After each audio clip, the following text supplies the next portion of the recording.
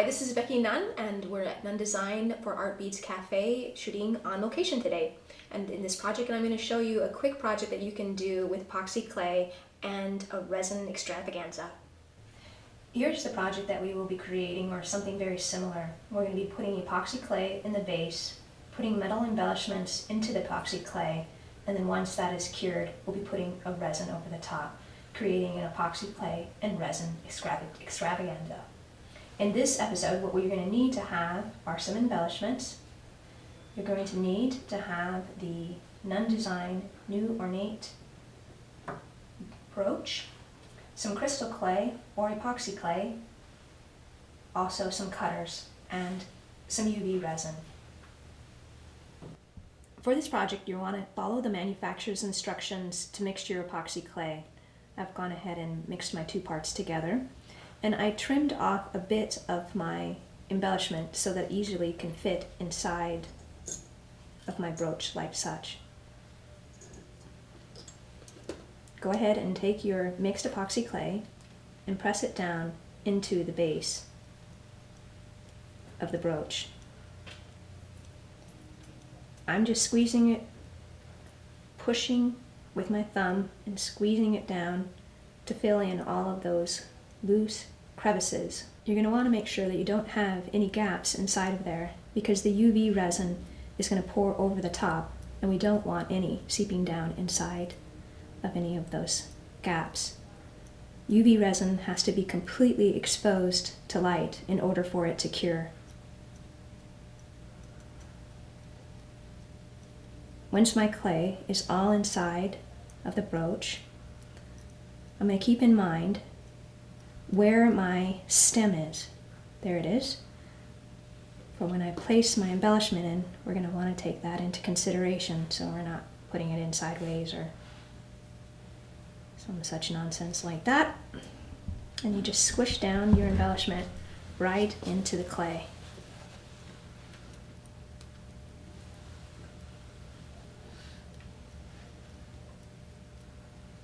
And then I'm going to take my second embellishment and place it right there, giving it a fun little flower up on that edge. Then I'm going to want to make sure that I don't have any gaps underneath, because like I said, we want to make sure that the UV resin doesn't have any opportunity to seep underneath. Once that's finished, you're going to want that to cure. It takes about 12 to 18 hours for the epoxy clay to be completely cured, so you'll have to return to it the next day. This piece here I've already let dry overnight, and I'm ready to pour my UV resin on top of it.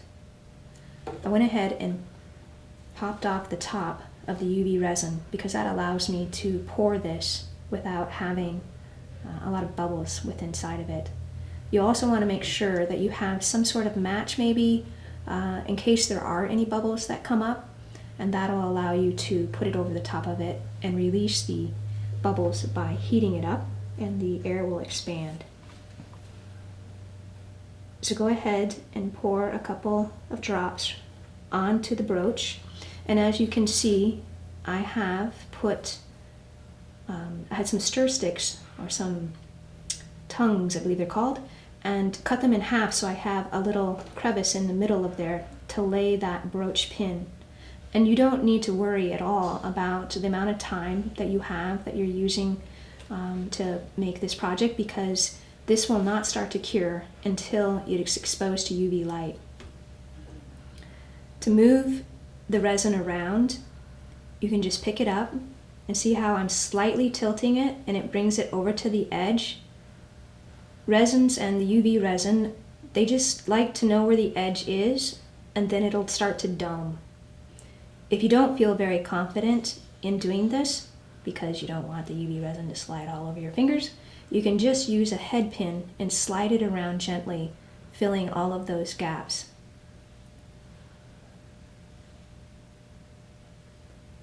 And I actually do need a head pin in order to get all of this over to the side, but I don't have one, so I'm just gonna wing it.